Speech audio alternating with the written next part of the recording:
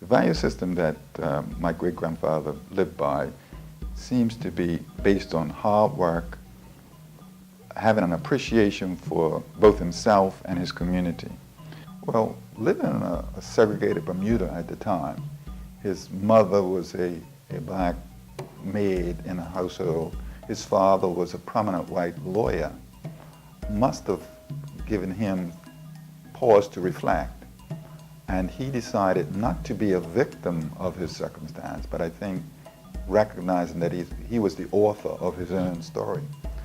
So the inspiration had to have been one to transform not only his personal circumstance, but look at how he could impact his society.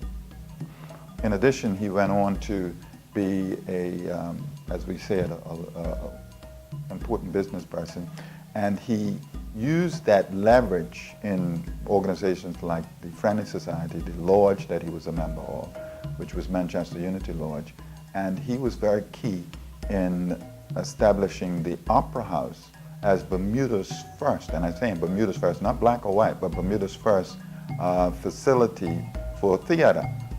My great-grandfather passed on the torch to the children beyond, the generations beyond him. His grandchildren, 3 became members of Parliament. They've included Gilbert Darrell, 2 female grandchildren, Helene Brown, first female cabinet minister, in fact, was Gloria McPhee. Also, and his great-grandchildren, one of his great-grandchildren, Ewart Brown, Dr. Ewart Brown, who became the premier under the Progressive Labour Party.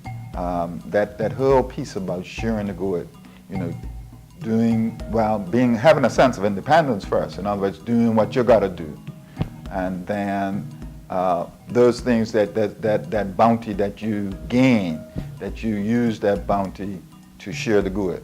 And I think that perhaps sums up what I get from my great-grandfather.